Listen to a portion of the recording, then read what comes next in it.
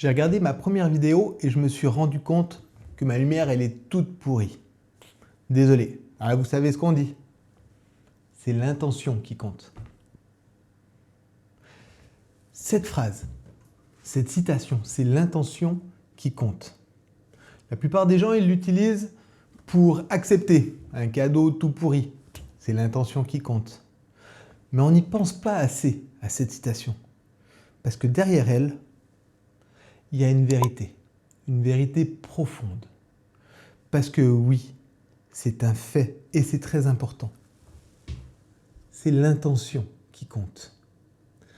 Et ça tombe vachement bien parce qu'on tombe en plein dans le deuxième des 4 piliers fondamentaux sur lesquels on pose notre pensée. Et c'est de ça qu'on parle aujourd'hui. Allez, c'est parti. Salut tout le monde, j'espère que vous allez bien. Comme vous le savez maintenant, on en a parlé dans la dernière vidéo, notre pensée, c'est une vibration. Plus exactement, c'est une onde vibratoire, qui d'ailleurs peut se mesurer. C'est un fait scientifique. Nos pensées émettent des ondes qui partent dans tous les sens. Et comme les ondes, elles deviennent de plus en plus grandes dans leur oscillation et elles ne s'arrêtent jamais. Voilà, c'est comme ça, c'est un fait. Et comme je l'avais dit dans la première vidéo, ces ondes, elles attirent à elles les ondes égales. Maintenant, ce qu'il faut comprendre, c'est que ces ondes, elles sont comparables à une station radio. C'est cool parce qu'il y a seulement 2 chaînes. Il y a une chaîne qui s'inspire des choses qui nous font peur, qui nous angoissent, et une autre chaîne qui s'inspire sur les choses qu'on aime et qui nous font du bien. C'est simple, il n'y en a pas d'autre. Il y a l'amour et il y a la peur. Attention, il faut exclure une autre petite chaîne pour laquelle on n'a pas le contrôle, c'est la peur reptilienne. Parce que s'il y a un lion qui nous court dessus dans l'intention de nous bouffer, il faut avoir peur. Et notre esprit reptilien, il va nous donner une info importante qui est celle de courir. Ça ne se change pas. Je ne parle pas du reptilien. Je parle vraiment des pensées qu'on génère nous-mêmes sans aucune raison. Déjà, un concept qu'il faut accepter, c'est que toutes choses qui ont été créées par l'homme, et peut-être encore plus loin si on part dans quelque chose de spirituel, tout a commencé par une idée. Voilà. Quelque part, il y a un cerveau qui a créé une pensée, une idée. Et l'idée, elle s'est matérialisée ou non, suivant la récurrence de cette idée qui était implémentée dans la tête de ce personnage. Tout commence par une idée. C'est pour ça que c'est super important d'avoir la bonne fréquence, d'être dans la fréquence amour plutôt que dans la fréquence peur. Parce que les idées qui démarrent dans la fréquence amour, ça amène des bonnes choses. Donc voilà, ces 2 chaînes radio, elles ont tout créé. Les choses les plus anodines comme les choses les plus importantes, les créations les plus magnifiques ou les créations les plus terrifiantes, notre histoire, tout a été orchestré par l'une de ces 2 chaînes. Voilà pourquoi il est important de maîtriser sa pensée et de l'appuyer sur nos fameux 4 piliers fondamentaux, qui est, je ne l'avais pas dit à la première vidéo, inspiré de Kevin Trudeau dans sa conférence « Votre désir est votre ordre ». Donc en résumé, le premier pilier, qui est-ce que j'écoute? Pourquoi est-ce qu'il est si important que ça? C'est parce que la personne que vous êtes aujourd'hui sera exactement la même dans 10 ans de ça. Il y aura 0 évolution, 0 progrès si vous n'avez pas acquis de la connaissance en lisant des livres ou alors si vous n'avez rencontré personne. Voilà, ce qui nous fait évoluer dans notre société, c'est les informations que l'on va chercher et les personnes que l'on rencontre. Donc il est très important de se demander qui est-ce que j'écoute, parce que ça va faire de vous la personne que vous serez demain. Aujourd'hui, on parle du 2e pilier fondamental, qui est quand l'intention est bonne, les faits ne comptent pas. J'adore ce pilier. Pour moi, c'est probablement le plus élégant de tous. Quand l'intention est bonne, les faits ne comptent pas. Ou alors, comme on le dit dans notre jargon, c'est l'intention qui compte. La première fois que cette phrase elle a été énoncée, c'était Andrew Carnegie, un grand métallurgiste. Il y avait quelque chose de particulier dans l'après-guerre. Il y avait un problème. majeur. Il y avait beaucoup trop de bateaux. En fait, à l'époque, quand on était propriétaire d'un bateau, c'était un réel problème. Parce que personne ne voulait les acheter, il y a eu une trop forte production pendant la guerre. Et en plus, c'était impossible de trouver un port pour laisser son bateau, et quand bien même on trouvait une place pour le laisser, ça coûtait des fortunes. Ça, c'était le fait. C'était un fait. Et ce personnage, haut et riche en couleurs, son intention était d'acquérir énormément de bateaux, contrairement à tous les faits. Et c'est ce qu'il a fait. Il a acheté tous les bateaux qu'il a pu. Il en a acheté une flotte énorme. Ça a été extrêmement simple. Les gens, littéralement, il les lui donnait pour se débarrasser du problème. Mais lui, son intention, c'était d'avoir beaucoup de bateaux. Et le garçon, il a eu raison. Parce que immédiatement après l'après-guerre, il y a eu quel phénomène? La mondialisation. Les Chinois ont commencé à vouloir manger des hamburgers. Et les Américains, ils ont voulu visiter Paris. Et il y a eu un échange, une mondialisation qui s'est mise en place. Et qui est-ce qui avait beaucoup de chance parce que justement, il avait plein de bateaux? Ben Andrew Carnegie. Et voilà comment son milliard a commencé à se générer. Quand l'intention est bonne, les faits ne comptent pas. Deuxième petite histoire qui peut vraiment nous rapprocher de ce deuxième pilier, c'est Thomas Edison. Les faits étaient à l'époque que l'on ne peut pas construire une ampoule à incandescence. Bon, ça c'est une LED, il y a encore un mais on ne peut pas créer une ampoule à incandescence. En fait, Thomas Edison, pendant un nombre complètement délirant d'années, a construit des ampoules à incandescence qui ne fonctionnaient pas. Il en a construit des dizaines de milliers et il n'a jamais arrêté de recommencer. Il faisait des ampoules qui ne fonctionnaient pas. Jusqu'au jour incroyable où il a réussi à allumer la lumière pour le monde entier. Il y a une journaliste qui l'avait interviewé d'ailleurs et elle lui a dit « Mais comment est-ce que vous avez fait pour continuer à échouer en permanence sans jamais abandonner ?» Et Thomas lui a répondu ça. Il lui a dit « Je n'ai jamais échoué.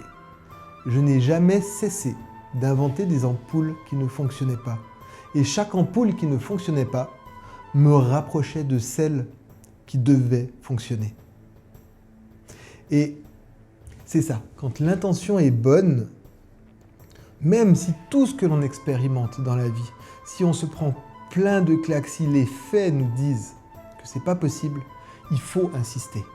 Parce que votre intention est bien plus puissante que les faits. En d'autres termes, pour bien différencier l'intention des faits, l'intention, c'est la question du pourquoi. Pourquoi on le fait? La réponse est toujours une des deux fréquences, vous savez, de la pensée vibratoire. On fait quelque chose par amour ou on fait quelque chose par peur. Pourquoi est-ce qu'on le fait? Pourquoi est-ce qu'on veut atteindre cet objectif? Il faut juste s'assurer d'être dans la bonne onde vibratoire. Et les faits, c'est quelque chose de complètement secondaire. Les faits, c'est le comment. Comment est-ce qu'on va atteindre l'objectif? Donc pourquoi on le fait et comment on le fait?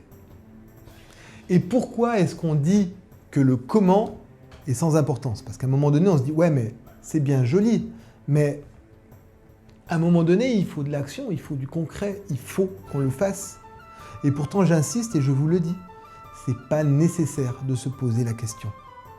Parce que quand on est vraiment dans une bonne intention, avec une bonne fréquence, et que ce désir, il est constant, il est ardent, les réponses, elles vont se mettre en place vraiment d'une façon très très simple. Tout d'un coup, sans même vous en rendre compte, vous allez avoir accès à une nouvelle connaissance. Vous allez trouver une bonne personne. Vous allez vous casser la figure contre un arbre. Et en fait, ça va vous donner l'idée géniale pour avoir le comment. Vous ne devez pas chercher le comment. Il va venir à vous tout seul. Soyez vraiment focalisé sur le pourquoi. Voilà le sens du deuxième pilier sur lequel on doit asseoir nos ondes vibratoires. Donc le premier pilier, qui est-ce que j'écoute? Le deuxième pilier, quand l'intention est bonne, les faits ne comptent pas. À quoi servent exactement ces piliers? Comme je vous l'ai dit, c'est des ondes radio. Il y a la peur et il y a l'amour. Et idéalement, il faudrait que constamment l'onde radio, elle soit réglée sur le côté amour. C'est du bon sens, il n'y a pas besoin de réfléchir longtemps pour comprendre ça. Seulement voilà, il faut savoir quelque chose avec nos ondes vibratoires.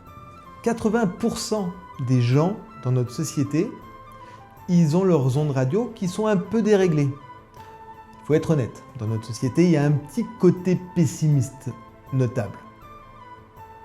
Forcément. Et ça vient du fait que ça fait longtemps que l'on entretient cette chaîne. Et il y a un cercle vicieux que l'on doit détruire. L'idée, c'est que lorsque notre vibration négative domine notre vibration positive, ce qui est le cas pour beaucoup de monde. Et puis ça, c'est facile à prouver justement avec nos expressions communes. Typiquement, c'est l'intention qui compte. 80% emploient cette citation pour donner du crédit à des cadeaux un petit peu tout pourris. Seulement voilà, il y a 20% des gens qui entendent ça complètement différemment, qui entendent le vrai, c'est l'intention qui compte. Une autre expression qui me fait beaucoup rigoler, ça en valait la peine. Vous vous rendez compte ce que ça veut dire? Ça veut dire qu'ils ont réalisé quelque chose de bien et quand ils se retournent, ils disent « ça en valait la peine ». Ça, si c'est pas défaitiste, ça en valait beaucoup de choses, mais certainement pas la peine. Ça en valait l'investissement, ça en valait l'effort, ça en valait l'énergie, ça en valait le courage, ça en valait toutes les bonnes choses que l'on a mis pour aller à cet objectif-là. Mais non, la plupart des gens disent « ça en valait la peine ». Un dernier qui me fait beaucoup rire, c'est quand on demande son chemin dans une ville. La personne, elle nous dit « c'est immédiatement à droite, après le feu rouge ». C'est drôle. Pourquoi il ne serait pas vert? Donc voilà, des petits signes qui montrent que notre société, elle est dans le cercle vicieux. Et qu'est-ce que c'est le cercle vicieux?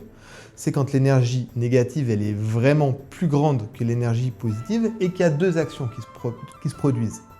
Premièrement, quand l'énergie négative est plus grande, elle attire à elle toutes les énergies négatives et les expériences de vie en adéquation avec ça. Donc s'il y a une tuile qui doit te tomber sur la tête, ça sera pour toi. Elle attire aussi des mauvaises personnes et en créant cet environnement, cette onde radio, qu'est-ce qu'elle fait? Elle gagne en puissance. Naturellement, il n'y a rien à faire. Elle gagne, elle se nourrit, elle gagne en puissance.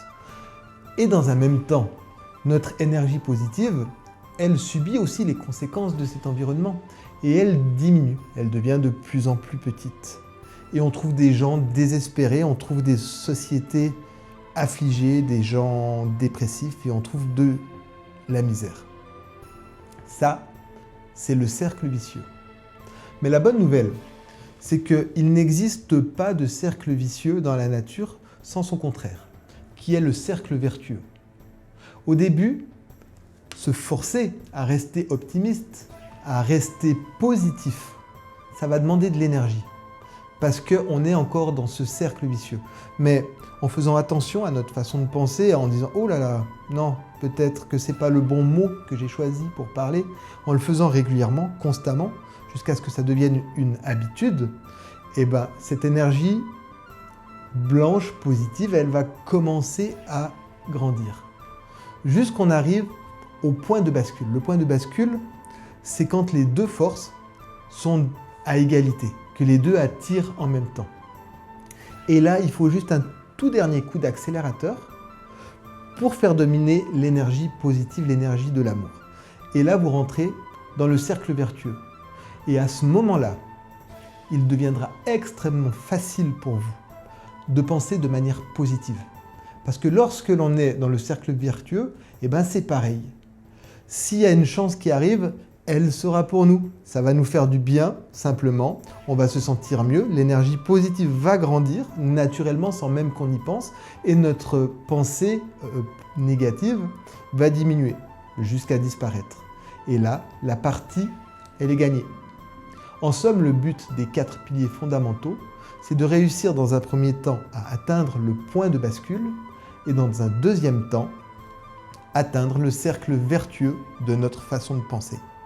Alors oui, pour les gens qui sont là et qui découvrent ce principe des lois d'attraction, je comprends totalement que ça paraît un peu fou, que ça paraît un peu étrange.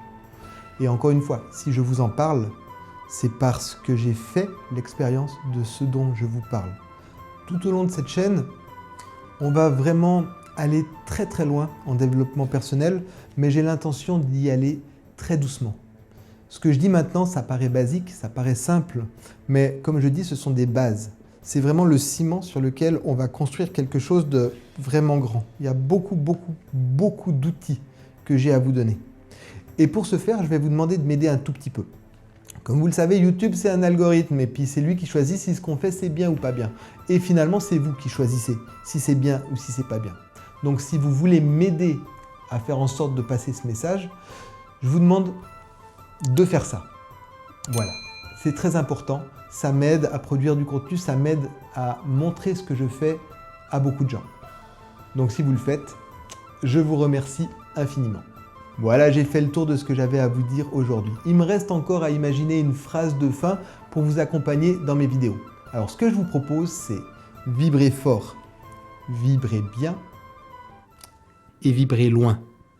Allez, à bientôt. Salut!